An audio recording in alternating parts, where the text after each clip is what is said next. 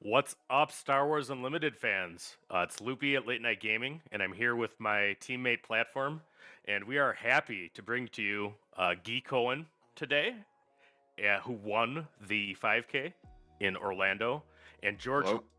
George Hudson, George the Hulk, who is the decksmith and other top 16 player for the deck, and we're here to talk about Avenger Vader. So how you guys doing? Oh, good, man. How are you? Thanks for having us. Pleasure. So, tell us about you guys. You guys are novice Flesh and Blood players, so I hear. Yeah, we're both dedicated Flesh and Blood players. I started playing Flesh and Blood almost 2 years ago now, and I met George through that.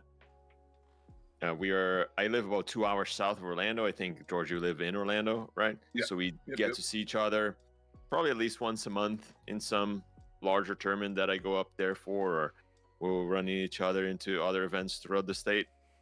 And I said that tongue in cheek. Actually, during the tournament, I have a Discord of Wisconsin Star Wars Unlimited players, and one of my mods is a big Flesh and Blood guy, and he started just telling me all about Gui, because he saw you on stream, and the things he knows. So I got a lot of messages from Flesh and Blood players saying, like, congratulations, that was awesome, and many of them had no idea we're even into this game. So it was really cool to see the overlap there. All right, so tell us about your connection with Star Wars. Are you Star Wars guys as well? Do you like the shows and the media? I'm a huge Star Wars guy. Yeah, I can't wait to watch double Bad Batch episodes right after we wrap this. There's a Cargo Juggernaut episode. It's pretty cool. Very nice. Huge Star Wars fan myself. I actually work for Disney, so I live in Orlando. I work for Disney, and I was actually part of the opening team of the Galactic Star Cruisers. So I'm in deep. So love that whole immersive experience. Anyway, that's in the past. Yeah, I'll watch the show tonight too after the interview. I haven't seen it finish. Yeah, no, I'm looking. I did see the Cargo Juggernaut there. I recognized it right away. So what's your favorite Star Wars? What's your favorite Star Wars show? Why don't I ask each of you guys that? My favorite Star Wars show is the final season of the Clone Wars.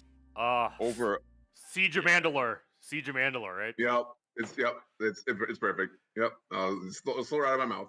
The whole Clone Wars was huge fan. All right, then we'll ask you your favorite movie, George, since he took your answer for show. Let's go with. I'm gonna go with Revenge of the Sith.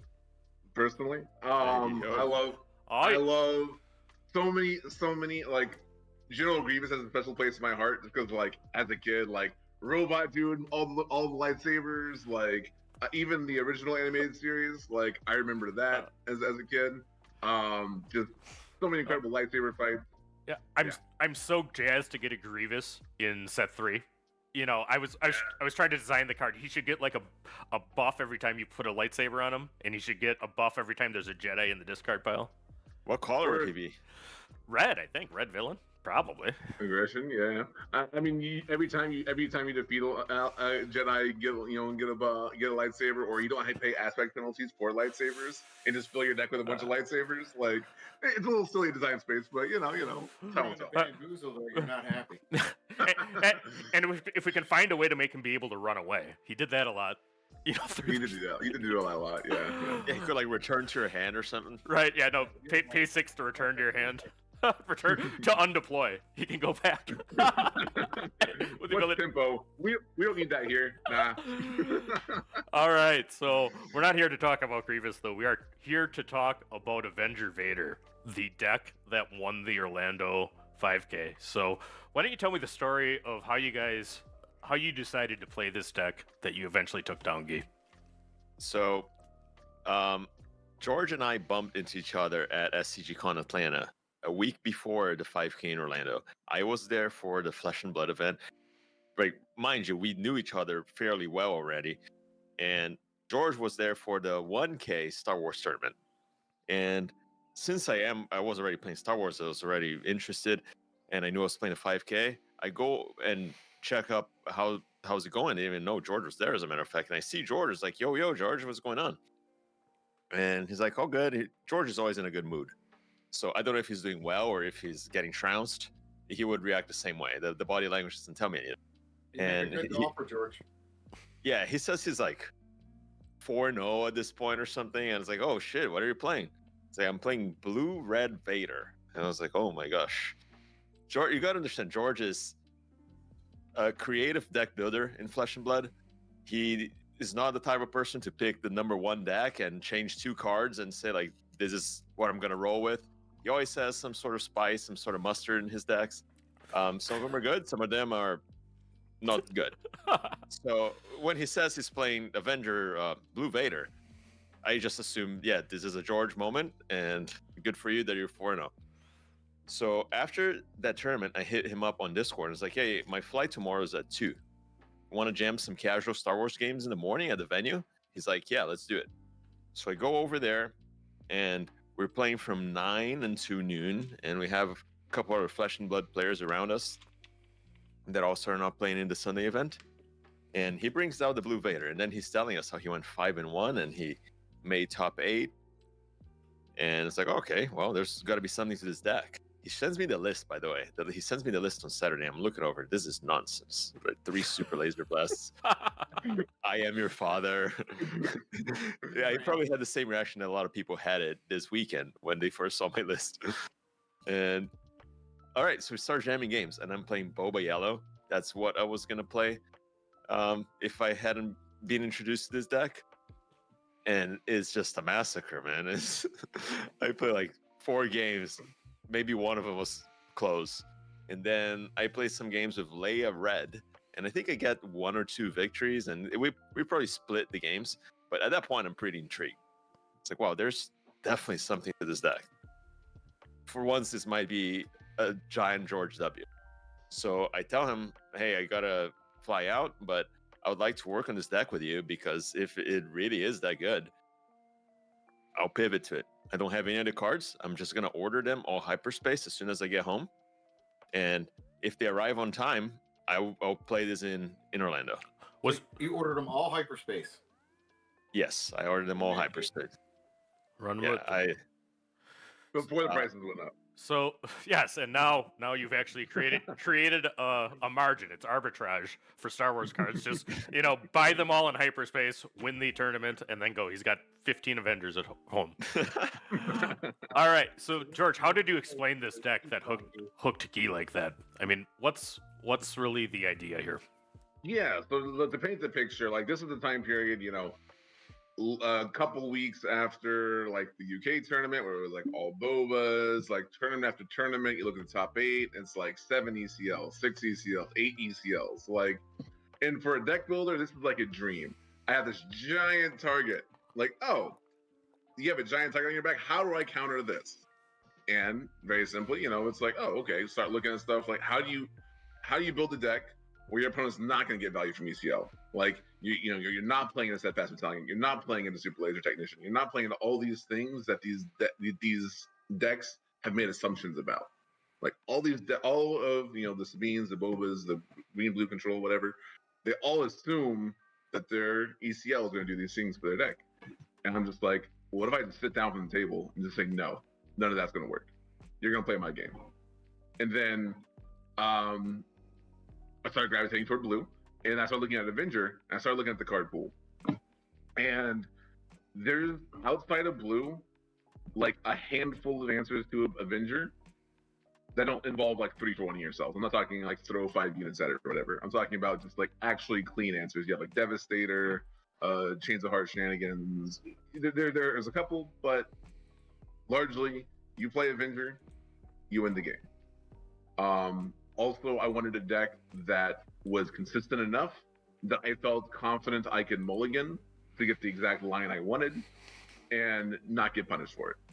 So that led me into the removal package as opposed to like full space. Because the original version of this deck was very much like a space tempo into Avenger with some Vader play.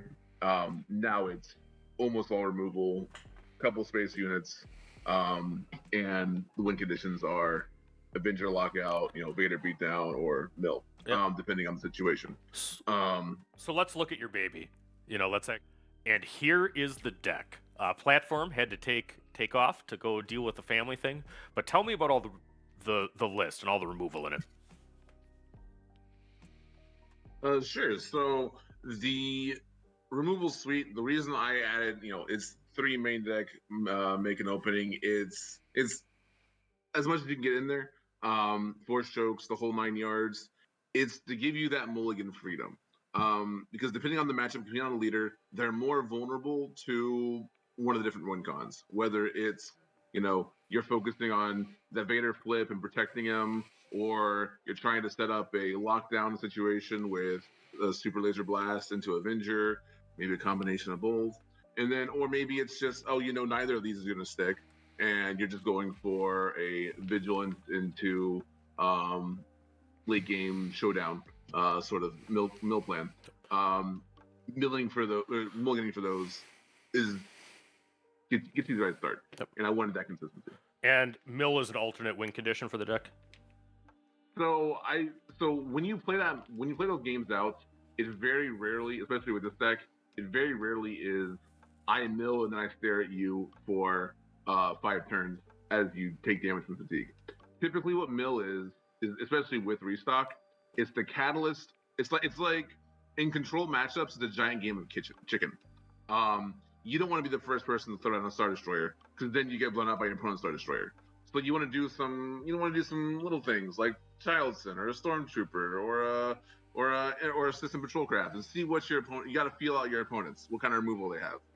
And when you get to fatigue, when you get to the no cards in deck, it's no more I sit and try and get a high value removal play. It is we're slamming the hand and we're firing away. So that's how I think about fatigue. In all the fatigue games I've played, it is you are milling them, but it's very rarely like you're not dealing any damage except for them drawing. It's you're starting the in-game sequence. That's one of the reasons we'll get to I Am Your Father later. But most people see that in the control mirrors and they're going to be like, oh, sweet, he's going to draw cards and he's going to mill faster.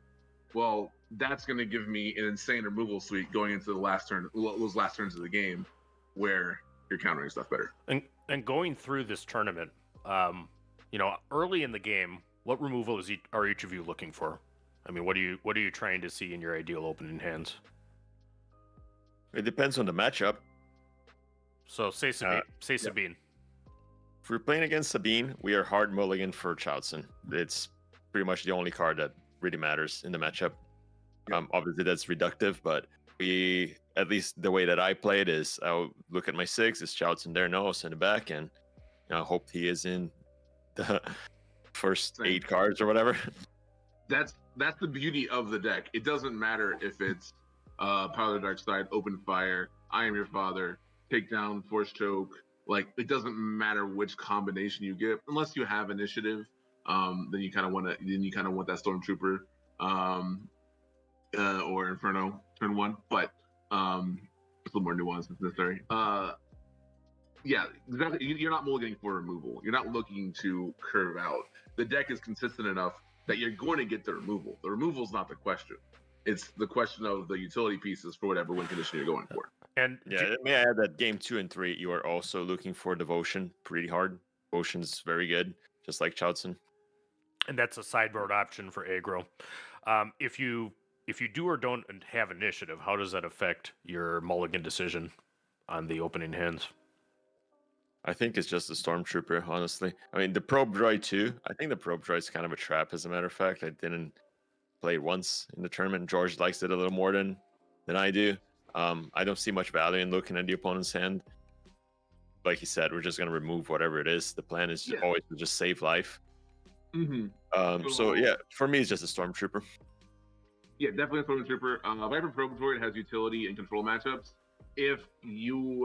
So when it becomes apparent in those matchups that you're losing the mill game, like let's say you get a really low roll and when they mill you and they mill like 2 Vigilances or a Vigilance and a restock, and you can no longer play on that axis, Viper Probe Droid is the out, because it lets you in that chicken game of I have 2 Avengers and like a couple of removal, can I land one?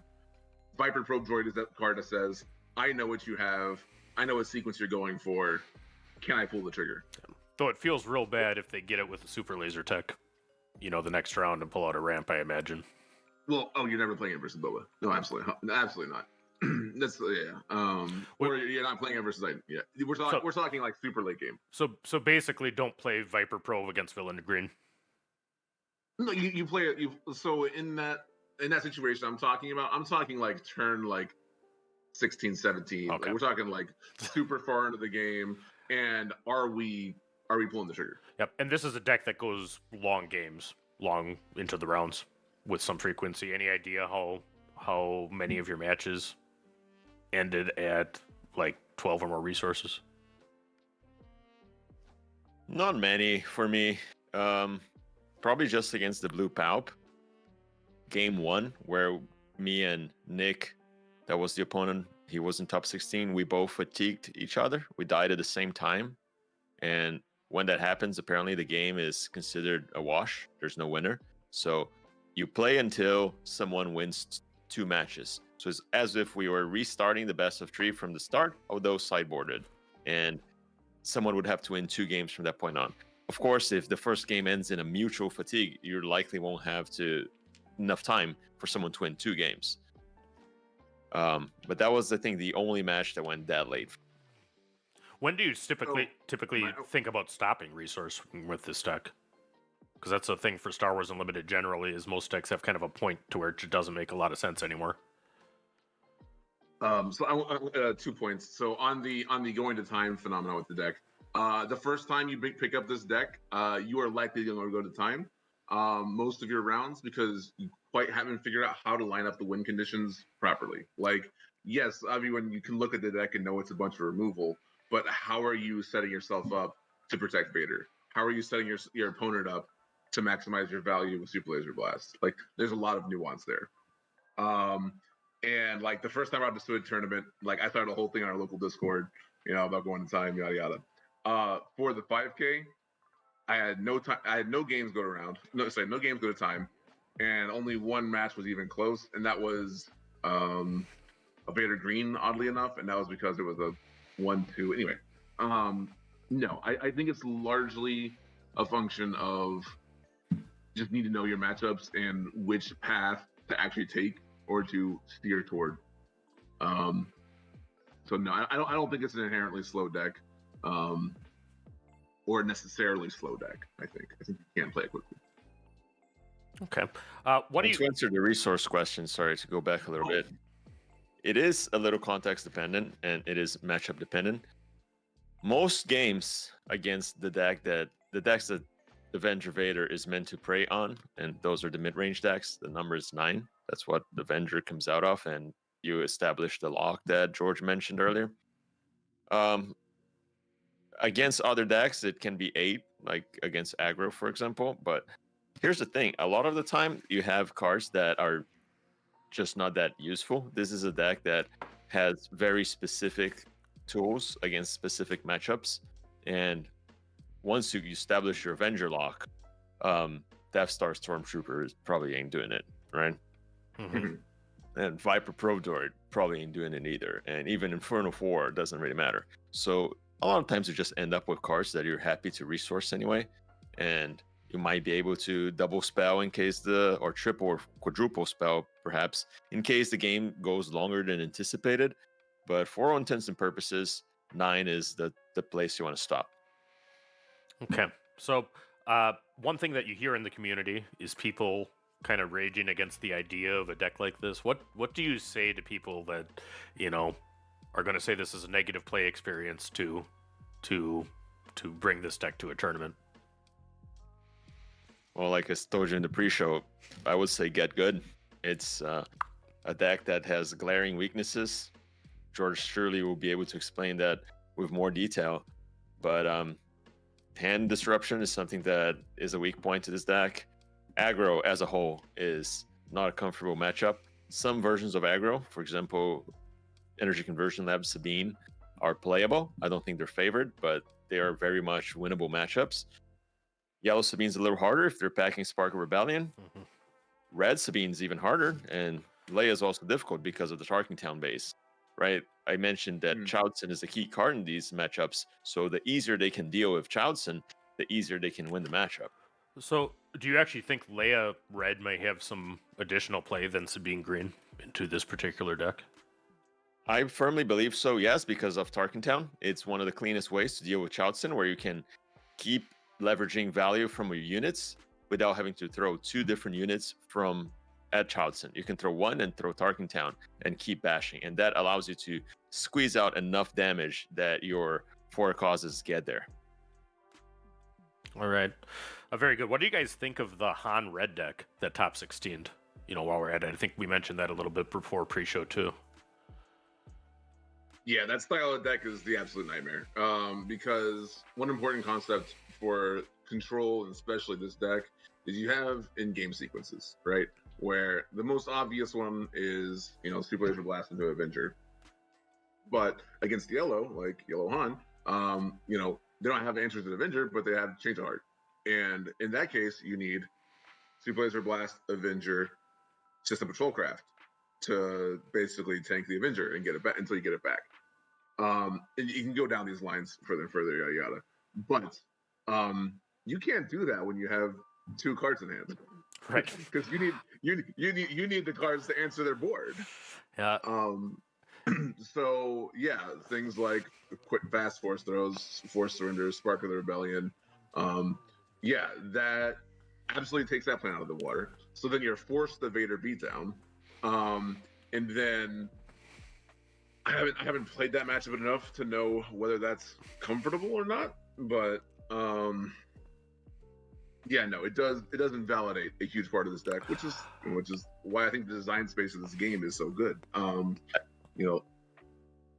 think a lot of the dooming comes from a place where people don't want to play the mirror, and I totally vibe with that. It's not a lot of fun, and it is what it is sometimes, and mirrors in card games are notoriously hit or miss, and this might be one of the misses. And if you don't want to play the mirrors, I suppose just don't bring the deck.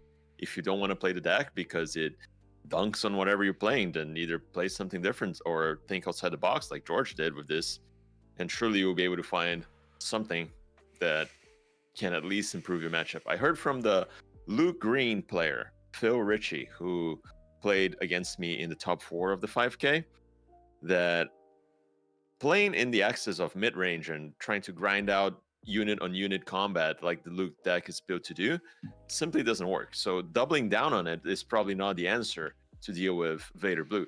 So he said he was interested in perhaps adding his own restocks and vigilances and not even deploying Luke and trying to play a different axis. And maybe that does work. What I'm trying to say is if you try to double down on the aspects of your deck that are intrinsically bad against this deck, it's probably not going to work. So I think a lot of people are just a little bit lazy and they want the answers given to them. They don't want to figure it out themselves. And you can just wait until someone else does, and you can copy their game plan, or you can, get in the lab and put on your apron and cook something up. Did you see a lot of Forced Surrender and Fang Fighters, which I think are cards that answer some of the threats in your deck, played against you? No. 0. How about you, George? All right, so here is the leader of the deck. Tell us about the choice of Darth Vader as the leader here, because you had options. Oh, for sure. I think everyone can see that he is a win condition in and of himself.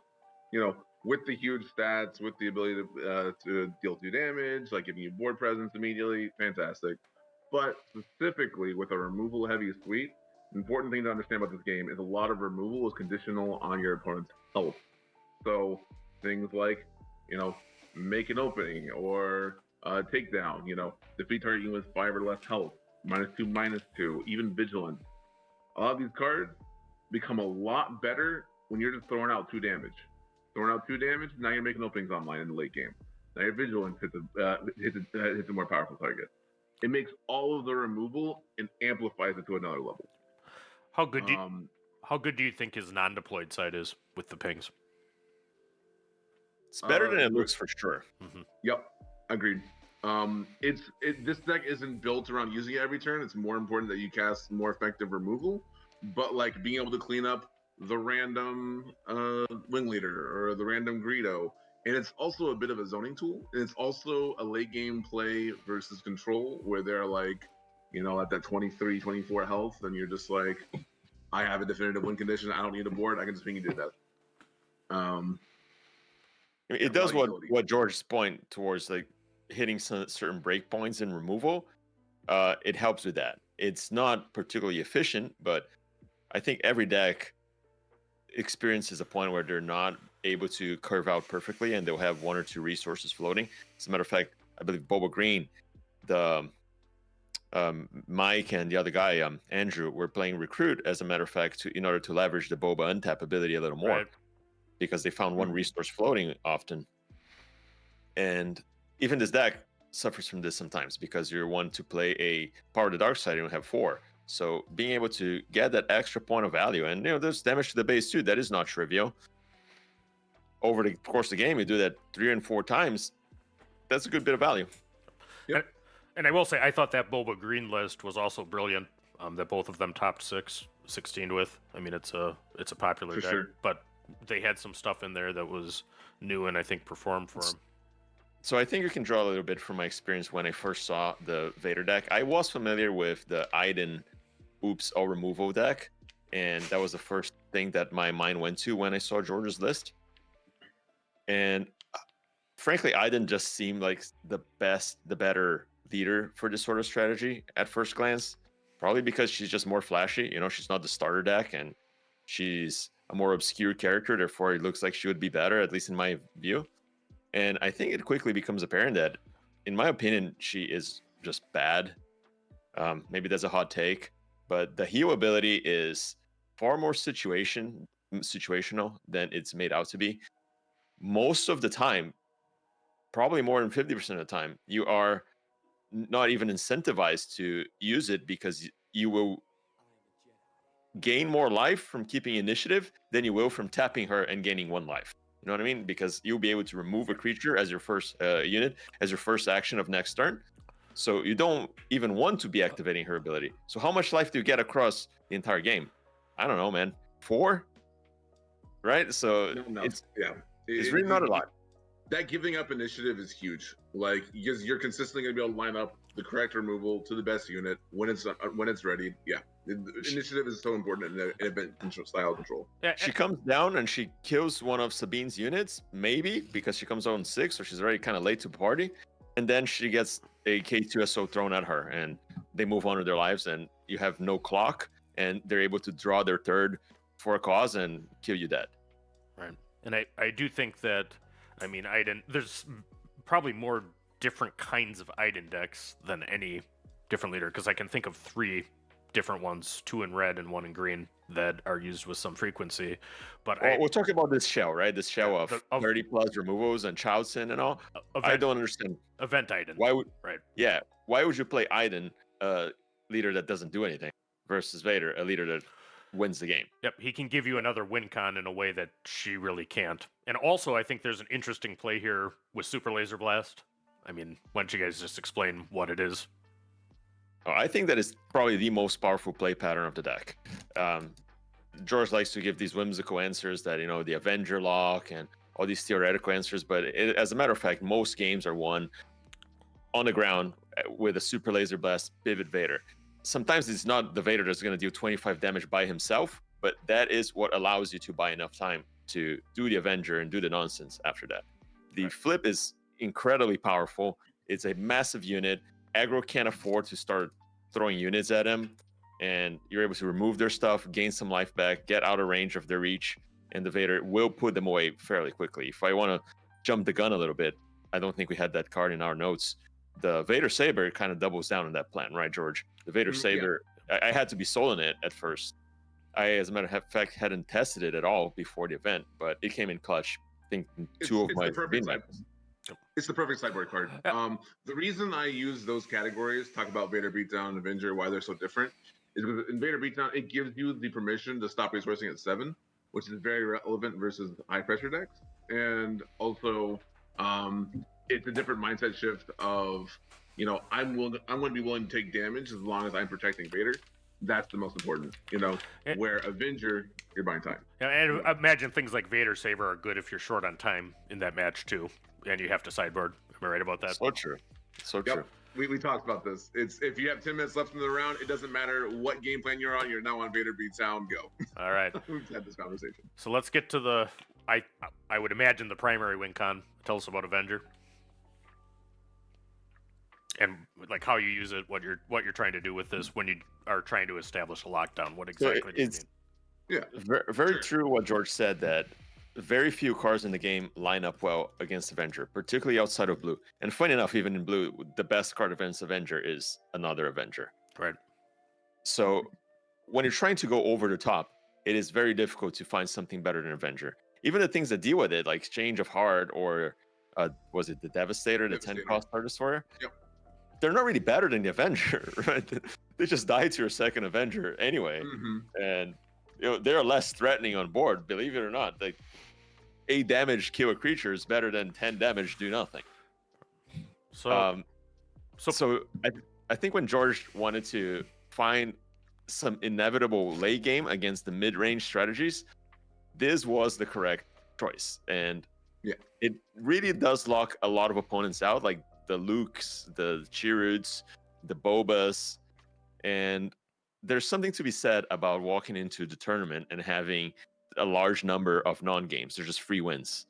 That maybe it's another reductive way to put it, but some matches do feel like you're operating on such a different game plan than your opponent that it feels like unlosable. Even if you don't play optimally, even if the opponent plays better than you, your game plan just lines up so favorably against them, and they just can win. And it's all because of this card and Entrenched, probably.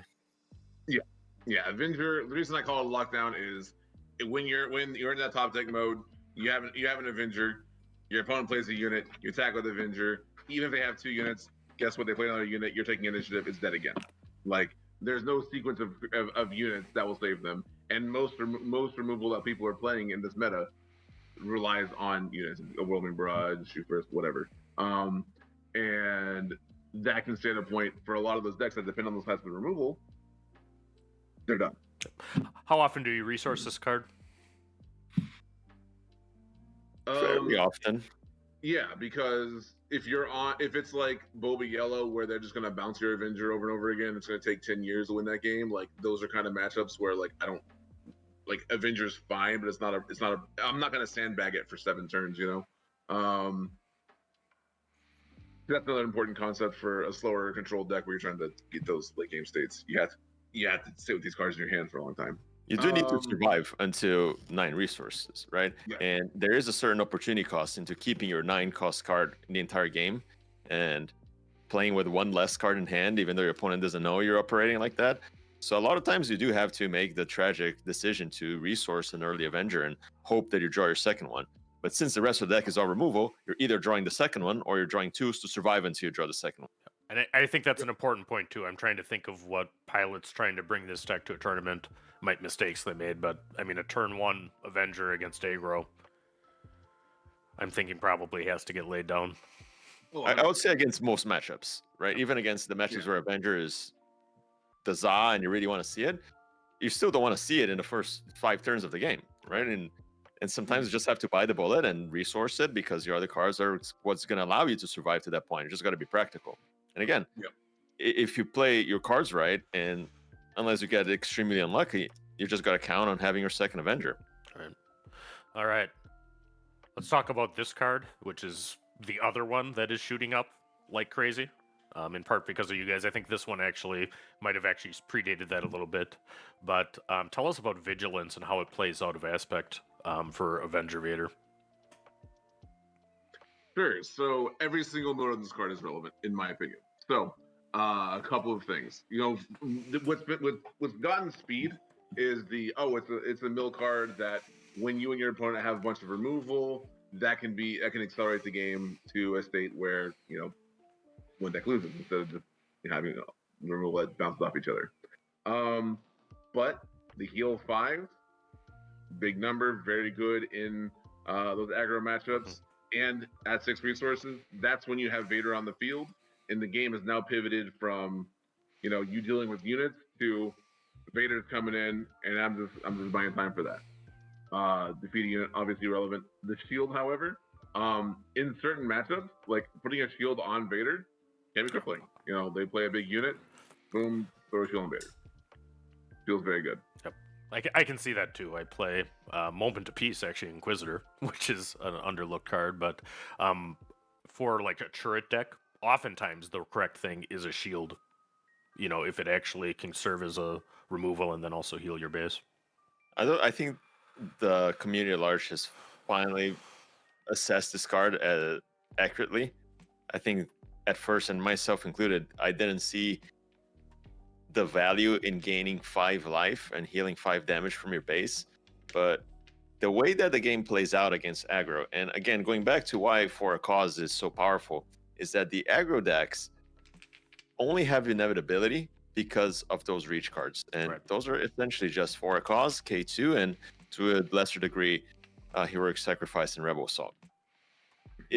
Once they lose tempo and they lose board presence, it is very, very difficult to push damage in the game.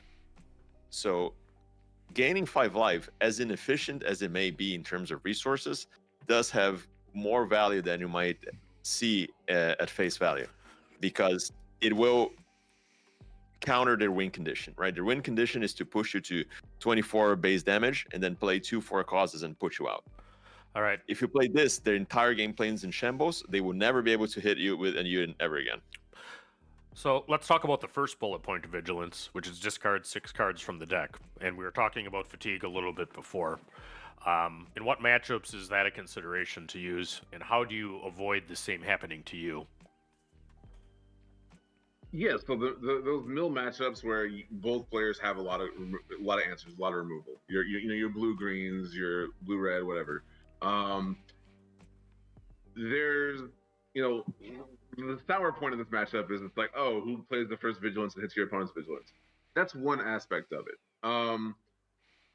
The beauty of Search Your Feelings, though, at 4 resources is, I have 2 on the sideboard, is you find that restock, it doesn't matter to the draw sequence. You can still set up the inevitable late game. You can still restock. So that's my first, we were talking about that earlier. But yeah, so matchup wise, it's your items, your Krennics. Like, you're not playing enough units to get their removal out of their hand. They're just going to stockpile it. So when you play Avenger, String of Fire, Dark Side, removed, whatever. When you play Flip Vader, they're going to have an answer for it. So those matchups largely turn into play your opponent's deck, try and keep as many cards in your hand, try and Superlaser Blast efficiently, keep your cards in your hand. That way, when you're both to the point where you're restocking or you have no cards in deck, you can now start throwing everything out. It's no longer a game of chicken. It's no longer, the person who throws the Star Destroyer out first and loses that value to their opponent's Star Destroyer is behind. Now it's, we just gotta throw everything we have to try and get something through, and then to finish you before fatigue gets you. The simple answer as well is, what happens if you were playing no Vigilances and your opponent, your control mirror opponent, is playing 3 Vigilances? You auto lost the game. You know what I mean? Mm-hmm. So yep. Whether all this nuance matters or not, and it does at a very granular level, at the end of the day, it's not like you even have a choice not to put 3 Vigilances, because if your opponent is, like, you're just dead. You need to give yourself a chance. Right. 100%. All right. So this is another primary card in the deck. Superlaser Blast. Tell us about using it. I mean, when to resource it, in your opinion, and how to set up other plays with it. Is this the actual most important card in the deck, George? I think this 100%. Might be more important than Avenger. Yeah. Oh, it is. It is 100%. Because of the popularity of Vader, because of its unit Vader, because it's the most important card in the deck. So like, you don't ever resource this, right? That's a hard one. You absolutely do. You absolutely do, especially because you only need 1. Yeah, that's fair. Yeah. If you draw 2 or 3, yeah, for sure. Yeah, it's probably the most important card of the deck. It enables. Yeah, it enables the most powerful play pattern of the deck, which is Superlaser Blast into Vader Flip. When I was saying that, at some point, the mid-range or the aggro opponent is no longer going to be able to push damage into you and is going to have to rely on their reach cards to get there. This is why. It's because of Superlaser Blast into Vader. You have full control of the board. At 8 resources, there are very, very few cards that match up well with this. I'm thinking perhaps U-Wing Reinforcements, Home 1. That's about it, right? Yeah. Did you run into people with Emperor's Legion available to them to try to stabilize back? Yeah, but Emperor's Legion does not give them the tempo advantage back. They'll still have to redeploy their units. It just recoups cards. Whether that's valuable or not, I think it is a little overrated, as a matter of fact. You can just stockpile your creatures, your units in hand anyway. If you're pressuring them enough, you don't need to play out 5 units. You just need 2 or 3. So getting these 2 or 3 back hardly ever matters because you're able to just keep them in hand, keep your superfluous units in hand, and just deploy them after Superlaser Blast. I don't really understand the Emperor's Legion tech very much against the Superlaser Blast. The Vader's just gonna take over the game in terms of tempo anyway. Yeah, you have to answer Vader leader. That's the more important part. Yeah, and I think that people need to be more conscious of this card. I can think of one stream I was watching where I saw, and I had you, it was Gui, because I don't think you were on stream, but I had you as likely having a Superlaser Blast and about to use it, and then they played more, which made no sense at all to me, because, you should know what's going to happen at Villain Blue at that point in the game. At the end of the day, it does make sense, because, like I said, it is lights out against most mid-range strategies. No matter whether they have 10 creatures in hand after the blast or if they have 0, whatever they can play, we're just going to be able to remove everything and play the Avenger, and the Vader unit, the Vader leader that is flipped, is able to clear everything up by himself. So a lot of times their blast line of play, it is to play as if it doesn't exist. It is to, make your opponent have it. Because if we don't have the Superlaser Blast, and it happens sometimes, you want to put max pressure, and that's your win condition. That's how you get there. If they have the Superlaser Blast, you're dead whether you played your extra 2-drop into the board or not. That's true. Yeah. Another important part of this card is the synergy with Entrenched. It cannot be overstated.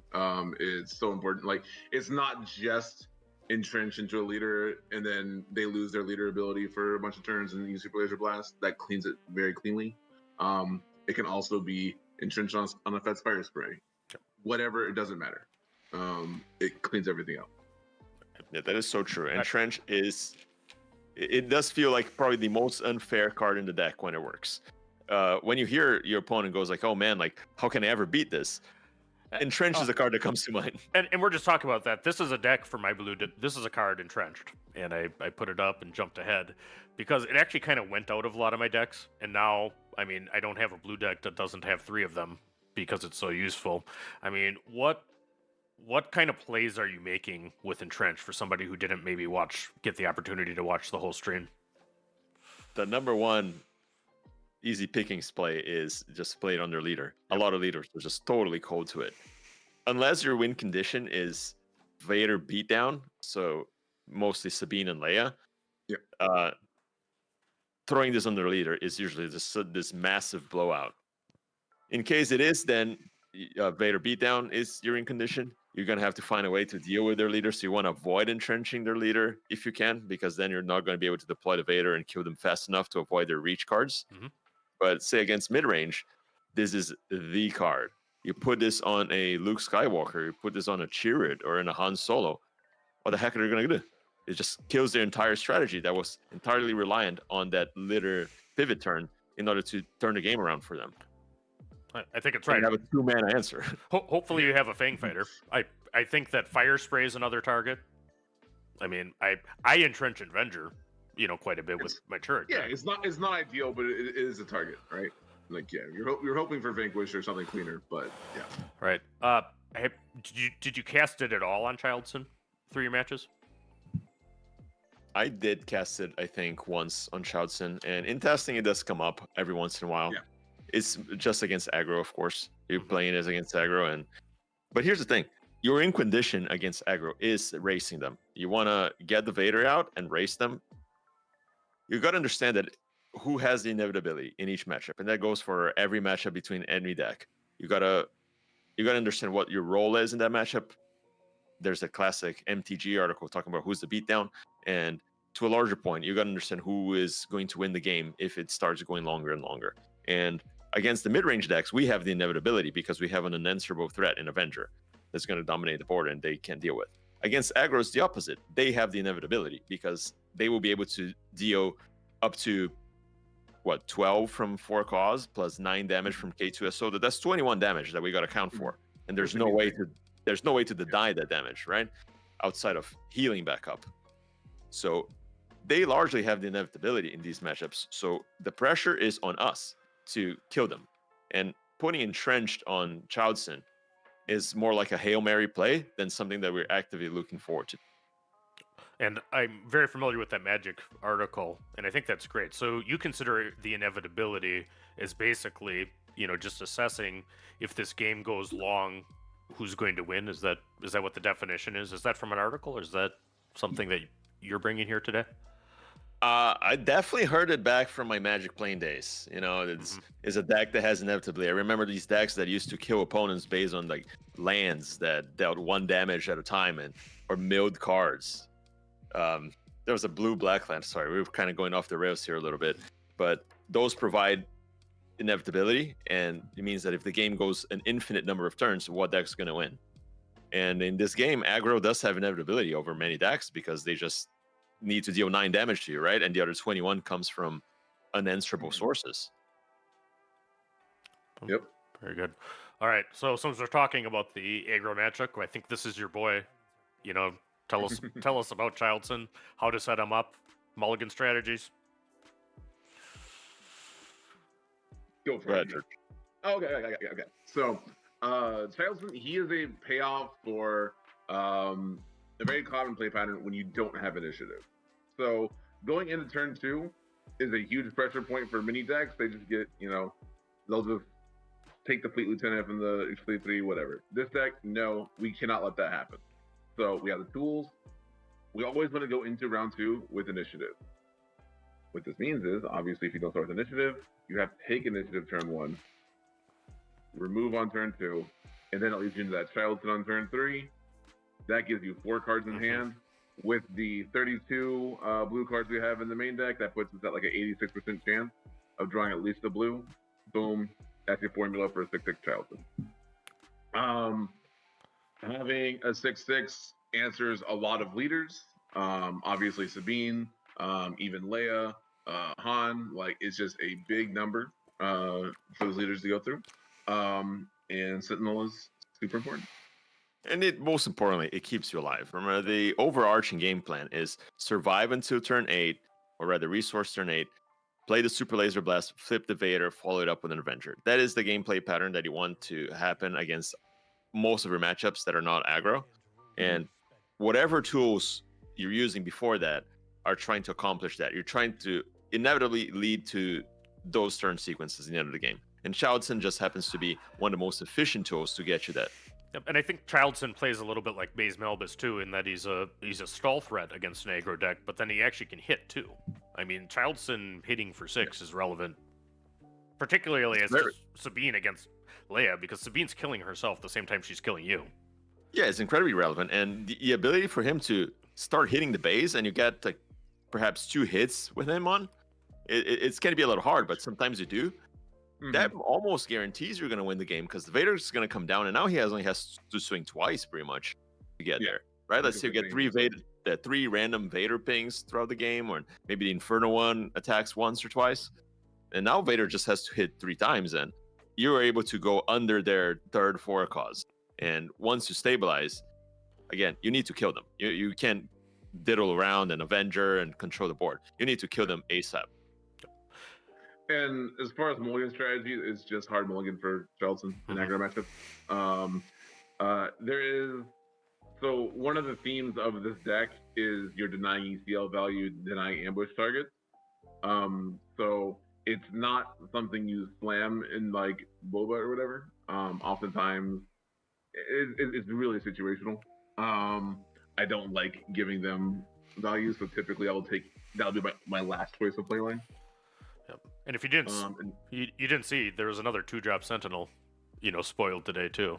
So there actually might be some additional tools for that tough matchup. And to the target of Baze, I think I really wanted to like Baze. A couple of notes on him is actually a huge anti-synergy that's not super obvious. So in this play line, the hypothetical we're talking about, you're removing their turn 1 on your turn 2 to make sure they don't get Fleet Lieutenant value. Well, you play Baze, you're giving them that value immediately back. Yeah, so now they have a really good target. Fleet Lieutenant kills Baze. When you need him to be a Sentinel and then your opponent takes initiative, rip. So yep. Yeah. No, I agree with that. It's a card I play an Inquisitor, which has some obvious synergies the other way. But I think the point is, though, I mean, a lot of times, like, Baze will be smacking for 5, right? And that is a very, very good thing against aggro that they have to watch. And I think that Childsen, because if he gets to a 6/6, he's also a threat at the same time he's a protector. Yeah, he is a massive threat, that's for sure. All right, System Patrolcraft. This is a 3 of in the deck. And I think it's important. And, what is it for? I think there's a couple of reasons, likely. Well, what I do like about it is a lot of times the answer to Childsen is not jamming 2 or 3 creatures into them and trying to reestablish control of the ground arena. Put yourself in the aggro player's shoes, right? It is instead to pivot space. So the System Patrolcraft delivers a 1-2 punch with Childsen, where once you lock up the ground, you're able to lock up space. And it lines up well against cards like Fire Spray, which are one of Boba's outs to you. One of their play patterns that can get you there is having a hot start with a lot of units, dealing a bunch of damage to the base, flipping the Boba you don't have Entrenched, and then they follow it up with a Fire Spray. This is a card that can save you there. It lines up well against Millennium Falcon, which is another out from decks like Han and Sabine Yellow. It is just a good card in that arena, and it helps when the aggro opponent tries to pivot hard into space in order to not have to deal with your Childsen. All right, 100%. What about Avenger? How does it play in those matchups, George, when they play one? Oh yeah. So one of the outs Boba's on other yellow decks will have is to try and change a heart. Take the 8 damage, attack your base, cause you lose unit, yada yada. Well, Sentinel Patrolcraft is one of the cleanest answers to that. They change a heart, you lay down a System Patrolcraft, it's Sentinel, they have to attack. When they attack, they have to attack into it. You sacrifice Sentinel Patrolcraft, your Avenger is still full health, they have made 0 progress, and you still have them under lockdown. And it's a Childsen synergy, it's the blue. Yeah, no. I was on Imperial Interceptor for Atlanta, but no, the System Patrolcraft is definitely the winner there. Yeah, we did figure out that there's a lot of redundancy between the 2 cards.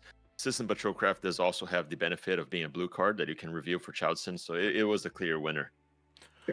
All right, so I want to talk about this one a little bit too, because I think it was surprisingly good in your decks and is the match I've seen sometimes. So how does Force Lightning play in the deck? Both good and bad. So I was playing Force Lightning. I was playing it as a one-off. George, at points during our testing, was on anywhere from 0 to 2. He ended up on 0, and he played Force Throws instead. Force Throw, I think they're comparable cards because they fill some of the same roles, but they also have unique patterns that each of them unlock. The Force Lightning, I would encourage players to see it as the 3rd Vanquish in the deck. It looks to be more narrow, but for that one turn of the game, and that is the pivot turn, it is far more versatile than Vanquish. I'm not sure if we addressed this yet on the show, but I think a big game mechanic that a lot of players haven't fully been able to exploit yet in Star Wars Unlimited is the resourcing system. Being able to resource any card allows and even rewards you to play narrow cards in your deck. Right. But within reason, of course, you don't want your entire deck to be narrow specific cards. But if you're able to put cards that have such a high upside when they're doing what they're supposed to do, even though they're narrow in most situations, the fact that you can resource them at will really cuts down the opportunity cost of including them in your deck. And that's what we're trying to do for Lightning. Sometimes the card is such a blowout against specifically K2SO. That is the one card where the first line of text is incredibly relevant. I'm sure there are others. Superlaser Tech. I mean, in some Superlaser Tech is huge with right? Vader. Because one way that you can lose is if they just ramp so aggressively, right? Because that's actually kind of cope. I don't think that's true. I think people say that's like, oh yeah, it's very good against Superlaser Tech. Not in this deck because the entire deck is made so they never are able to jam their Superlaser Tech anywhere. That's true. So, they're not going to be able to get it killed anyway. So I don't think you're ever spending a full card to then another card to deal with their Superlaser Tech or the Vader ping in this case. They're not ramping quickly, but it still gets into Relentless. You don't want to be taking 2 damage a turn until they play a Relentless. You know, that's not a thing. Yeah, and I'd worry about it against a Vader that can kill their tech, as opposed to, most other decks that have to see a ground unit against it. I suppose you're correct. Against Vader against Vader Green, this is a valid playline. I didn't think of that. But against the blue-green gamers, Palpatine's going to be able to kill it whenever he wants anyway, and you don't want to spend a card and then another resource to kill the Super Laser Tech. Right. If it lines up, like, great. But that is also a niche scenario. That's how I've always looked at it. It's a card probably 70% of the time you're going to resource, not think twice about it. Right. And then, like, sometimes it'll be like, well, that just won me the game. Yeah, and sometimes it answers their Avenger, because it's one of the few things that can, right? So, yeah, talking about the Vader pivot turn, you do want to maximize that turn. You want to make that turn as powerful as it gets. And when the Force Lightning lines up with that turn, and you're able to Force Lightning, say their Fire Spray or whatever, and then Power the Dark Side, their other thing, and then Vader attacks something and Vader pings something else, that leads to that scenario that I've described of. They are never, ever able to connect with a unit ever again. And it's because of plays like this. So when Force Lightning is online and it does its thing, it's very powerful. When it's not, you can kind of see the writing on the wall. You're able to tell. Like you draw it on turn 4, and you can tell, is this going to be a Vader pivot turn game, or is this a game where the Force Lightning is going to merely make its way into the resource row? And you just resource it and move on with life. So I do think it has large upside over the third Vanquish. And I think that what you say about the resourcing mechanic of Star Wars and how it interplays with cards that can be extremely niche, and this can be that. I mean, it's versatile sometimes. I mean, but I think that you see it coming as to whether it's going to be useful in this matchup or not. Yeah. And that obviously comes with reps, right? You're probably not going to be able to tell in the very first time playing the deck, but by your 50th game, you'll be able to see it coming right away. Like, is this a Force Lightning game or is this not a Force Lightning game? Right. All right. Absolutely. All right. So here's a card that was a kind of good include in the sideboard. I think it was, but I think it was overlooked for a lot. Repair, which is one cost to heal 3 damage. I mean, how did this actually play in practice for you? You're on a 3 Gui, go for it. I love a card, but I want you have this one. I think this card is, or was at least, severely underrated, and it's as simple as reading the card explains the card, right? You can have all sorts of fancy explanations and what it lines up against, what it doesn't, but let's go back. Why is For a Cause one of the best cards in the game? Because you deal damage straight to their base. So why wouldn't the opposite be correct for 2 less resources, right? If aggro's win condition is to chain 2 For a Causes after dealing 24 damage to your base, what best way to deal with that rather than a card that just undoes all their work for, or at least 3/4 of their work most of the time, for 1 resource? It's as simple as that. It's a great rate. It's a great card. I think it gets overlooked because it's so simple. Maybe because the art's not that great. Maybe because it's in the pre-constructed starter decks. But it's clearly just an amazing card that happens to line up well against aggro's win condition. Yeah, but since we got people listening, it also can ruin Palpatine's day in circumstances. I do that with It Binds, but I mean they can work hard to set up their steal of, say, your Avenger, and then you repair it to go back to unable to swap, and they cry. It's also a counter to Tarkin Town. It's also there's a lot of utility in it. I feel like if you lean into it too hard, your hand kind of peters out too fast for my liking. Too amazing is probably a 3 of, but yeah, cause you can't heal yourself a win, but like you can buy yourself time with Vader. So I like it. Is Sabine ever resourcing for a cause? Probably not. Sometimes I'm sure there's nuance, and sometimes they will. So why would you resource repair against Sabine? Does that make sense? No, 100%. I'm just saying, if I draw a hand and I get 3 repairs and the removal, am I happy about that? I don't know. Yeah. That's kind of my current stake. All right, so let's go to a more anti-aggro tech. I think that was in the board, at least it's to Gui's list. Devotion. How did this run in practice? I think it. Oh, what a banger, man! Yep. Devotion is incredible. George ran 3, and I ran 2, and it's definitely a mistake. 3 is the number. This card is incredible. It is a 1 card win the game a lot of times against aggro. Right, because and it becomes hard for Sabine to answer that Inferno 4 in space. Right. That's it. Exactly. Yep. It's no more than that. Look at the lists of Sabine. What do they have that one shots a 3/4 space unit? Well, there's none. The answer is nothing. There's no 1 card that does it, right? Unless you're mono red, in which case you have some onboard removal. But exactly, unless you're mono red. Now, if you are green or yellow, the far more popular versions, they're just cold to it. You put it on an Inferno 4, and then either they can try to ignore it and go full on ground, and they'll hopefully run into Lieutenant Childsen, and you have a 5-point life swing every turn from your Inferno 4 that they have decided to ignore, or they can try to deal with it. And now they're throwing their premium space units, the A-Wings and their red 3s and all of them into it in hopes of being able to trade with it and pair it with a wing leader or a fleet lieutenant. And at that point, you can pivot your gameplay style to this protect the queen strategy, where everything that they throw at it, you remove as priority number 1, and you just lean hard on your Inferno 4, gaining 2 life every turn to win you the race. And it just gets there. At some point, you flip your Vader, and it starts hitting for 5, and you get there, and you have 20 life to spare because the Inferno 4 has been doing its work since turn 3. Yep. No, I think. And you have the Sentinel to protect your Inferno 4. You have the +1/+1 in space is +1/+1 in space is so much more impactful than +1/+1 on ground. Yeah, amazing. Yeah, I don't think you guys could have demonstrated more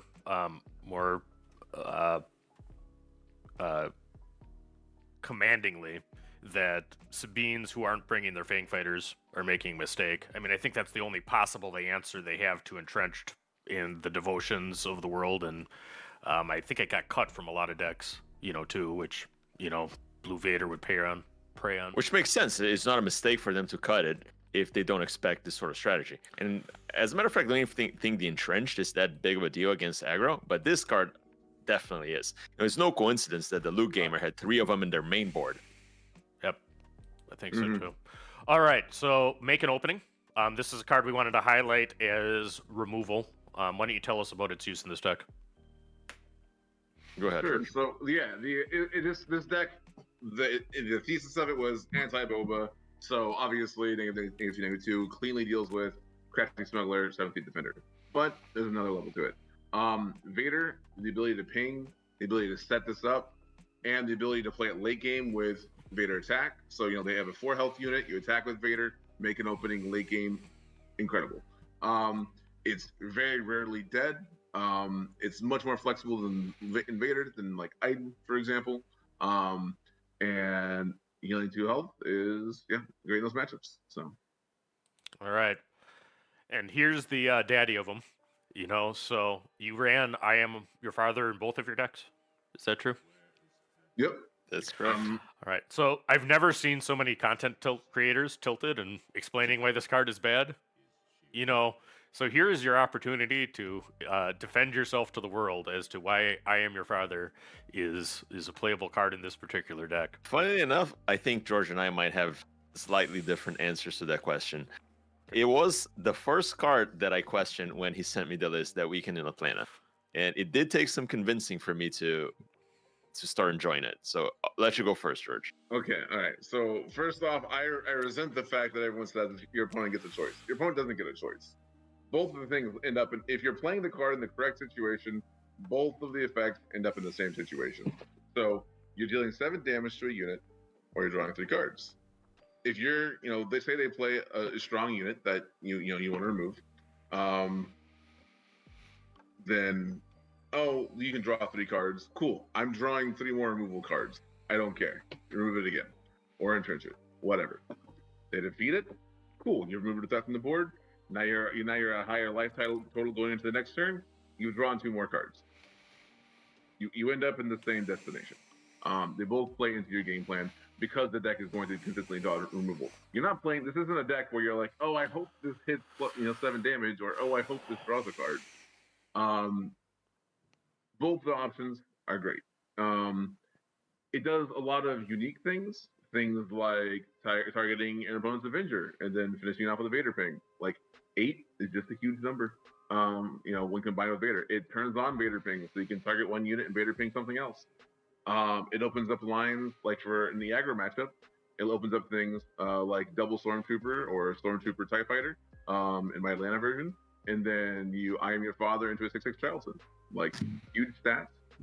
And another important part of the deck, whether you're on the mill plan or you're on lockout, you are going to want to sandbag certain cards for certain in-game sequences, and card draw allows you to do that. It allows you to stop playing hand from hand and say, okay, I have these cards in my hand. At the end of the game, this is going to happen, and that will win me the game. Card draw is important for that. So that's my I Am Your Father. All right, Guy, you have the floor. What's your answer as to why this I don't know card's if my explanation is antithetical to that, but it's definitely much simpler.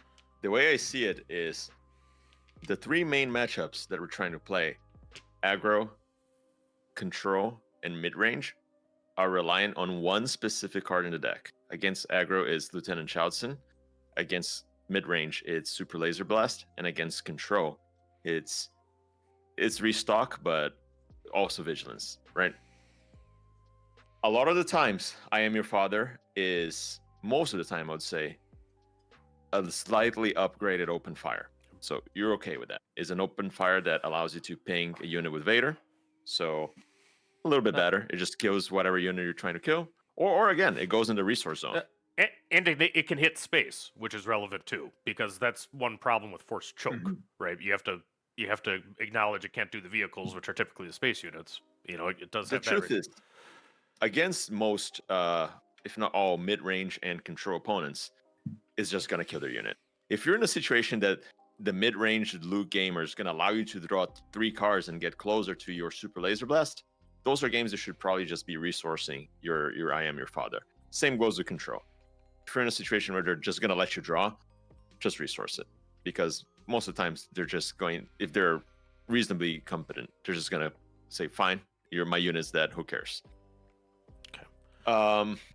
Now against aggro is where they are probably going to let you draw, because they'd rather keep the tempo and convert the damage, because they have recognized their in condition is to push 24 damage and kill you with 4 claws.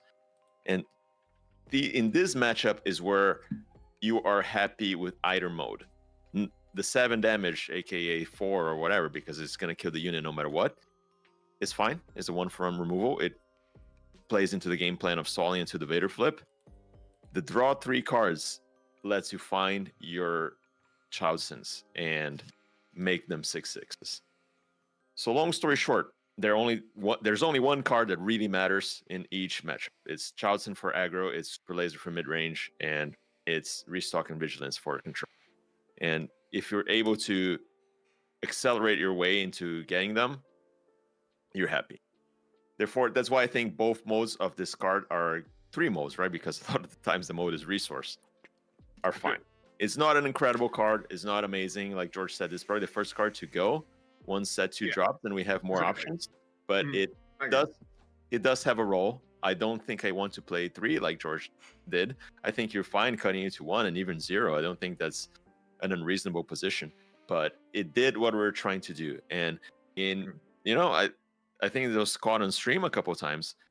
I did play it against aggro, and they let me draw my 3 cards, and I found the Childsen that I didn't have in my hand, or at least I found the blues to make him fat, and he came down and he won the game. See, the win percentage of games against aggro where Childsen comes down on resource turn 4 as a 6/6 versus games where you're just playing a takedown on turn 4 is something like 25% or 75%. It's that big. Is the one card that's gonna get you there is Childsen. And I'm talking about Sabine Green or Sabine Yellow specifically, right? Sabine Red and Leia don't care as much about Childsen. Yeah. And I think it's always good that see somebody come at a game, and take some fresh looks and reevaluate some cards. I mean, I don't think that people should be jamming I Am Your Father in every deck. I mean, you have some very specific things happening in Avenger Vader that aren't the game's plan that most other people are doing. But, the results speak for themselves, if nothing else. I think this is something that a lot of people, especially if you're new to card games, would benefit from how to think about the game. Instead of thinking of things in a vacuum, say, takedown's good because, and they'll read the card, right? It removes something that has 5 or less health. What does that really mean? And it's very easy to do that when we have one set and there's only 230 cards or whatever, because the things that are lining up are specific. What is takedown killing? It's not like, it kills anything under 5. That's not constructive. That's not how you should build your decks, and that's not the way you should talk about cards if you want to achieve competitive success. You should think takedown is good because it can kill Boba Fett Disintegrator, or takedown is good because it can kill Boba Fett Disintegrator, and it can also kill Chirrut, and it can also kill Sabine Leader. And these are 3 threats in the metagame. Maybe Chirrut isn't, but pretend it is, right? I think it's important to think about cards on how they line up with other cards and not just in a vacuum. And people read I Am Your Father, it's like, bro, I'm going to give my opponent a choice. They're always going to scam me. One, you should not get yourself in the position where you're going to be scammed by them picking the right choice. If that is the case, just resource and use your other 17 options of removal, right? That's all the deck is. It's all removal. So if I Am Your Father is bad, go with the open fire and resource the I Am Your Father. Okay. So, both of you guys are accomplished tournament players, and I think we'll end with this line of questioning. I mean, why don't you explain for people wanting to get good, that want to, compete at the highest levels, like these large events, kind of what you do to first prepare, for the event itself. I mean, what kind of playtesting did you guys do in that time between, the 2 tournaments here, to get yourselves ready? So after Atlanta, I had been playing this deck for a few weeks. They're drafting it, and I'd actually played with Frank, who was playing Blonde Sabine for Atlanta, and Silver Fox Frank. Yeah, Silver Fox. Yep. Got top 8 at the 5K, and we were jamming games. Like, we played about 7 hours or so of just straight Sabine during the week, and just every approach, every idea you could throw at the wall, we were trying. And really what it came down to was just identifying the archetypes that you're going to face, have your solid sideboard plan, identify the win conditions and the patterns that set up those win conditions, what makes them different. Vader beatdown, you can stop resourcing at 7. Avenger, you need 9, at 10 or so. How the mill matchups actually work, laboring conditions, and the rest of the deck is so consistent. Just play those. Now, what about you, Gui? Any tips for playtesting immediate before a tournament? Yeah, man. I have a friend from Flesh and Blood that has, and this is probably not the answer that you or anyone else really wants to hear. His Twitter banner picture is, so I'm not going to be able to quote it verbatim, but it's something like, it's all about the hard, boring work of every day that people don't see. And the best way to achieve tournament success is to just play the game. Just jam as many games as you can. Sorry, I think I froze up for a second. You still got me? Yeah, we still got you, buddy. So, yep. Jam as many games as you can. There are better and worse ways to playtest. you of course want to find better players and you want to have a purpose in your testing. But if not, just play games and get the sheer volume, and that is far more helpful than not playing at all and just thinking about the game or just discussing the game. At least that's what works for me. At the same time, no, 100%. Finish that thought. Now I want to. I am, before a tournament, entirely immersed in the game. I am driving. I am listening to a podcast. It is for Flesh and Blood. When I first started, I would go on YouTube and search Flesh and Blood and sort it by last published, and I would listen to 8 hours of content of Flesh and Blood. Whatever was a guy in Thailand playing a low-level locos or some high-level competitive podcast, I would just put on my headphones while I'm working out, while I'm cooking, and just listen to it and be fully immersed in the game 24/7. And it is, maybe obsessive behavior, but I think this is ultimately the not so secret sauce to performing well in events. You got to put in the effort. You're going to really want it. If you treat it trivially, if you treat it like a for fun trivial hobby that you're going to put in maybe 2 hours a week, I'm afraid you're going to get trivial results from it. Yeah, and I think you have to test into your bad matchups too. I mean, people can get locked in. I'm sure it feels good for your ego, to run this into your extreme favorite matchup. But you survive the tournament by beating a Sabine or two along the way. So true. Right. All right, George. I think it's like a rite of passage with this deck. I've heard it from so many players who picked it up, asked me questions about the deck list and how it functions. The first tournament they bring it to, expect a lot of your games to go to time. I only went to time at the 5K. Actually, I never went to time. I got close one round. The first tournament I brought it to, like half my rounds went to time. A part of it is working with your opponents. It's your action, kind of moving them along.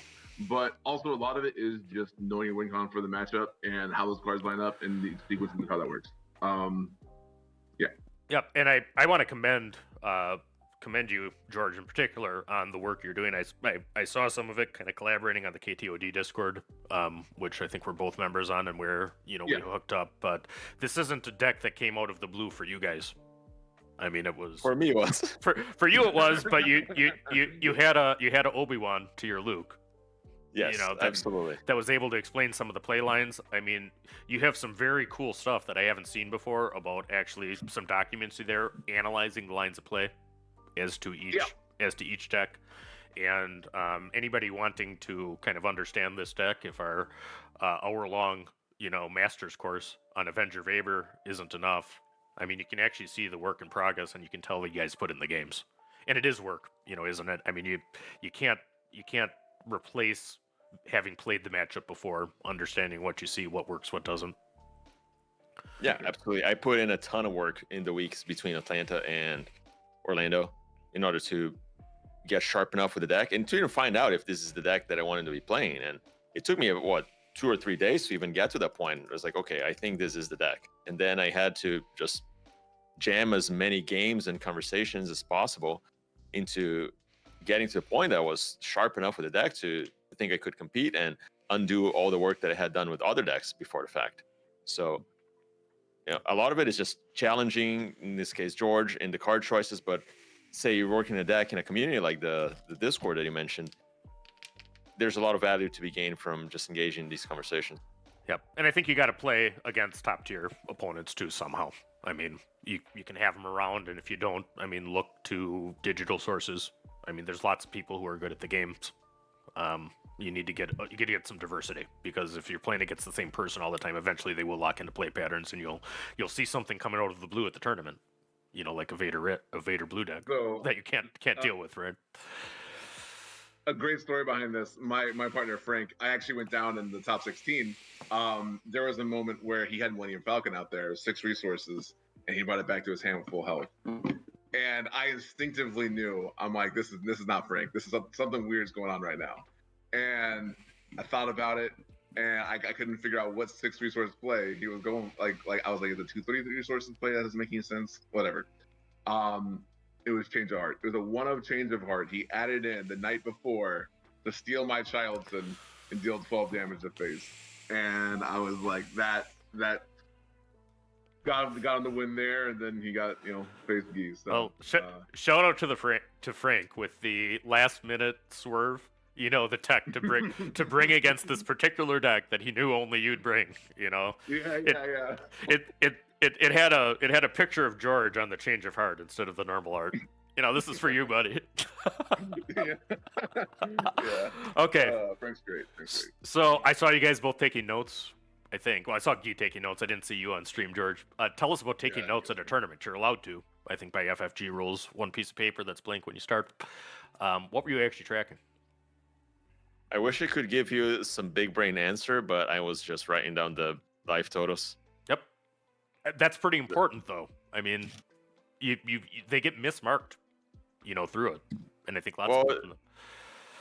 Yeah, tracking your life total with dice on top of your base is just dexterity liability, right? Mm-hmm.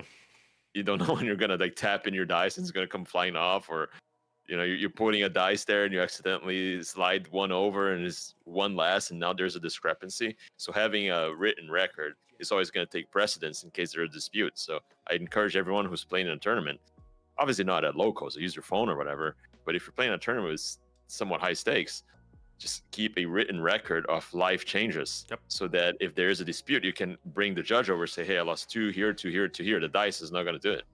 Right. What about you, George? Any ideas for notes during a tournament? I mean, you could, the common one I see is if you Childsen, your opponent's going to write down what you reveal.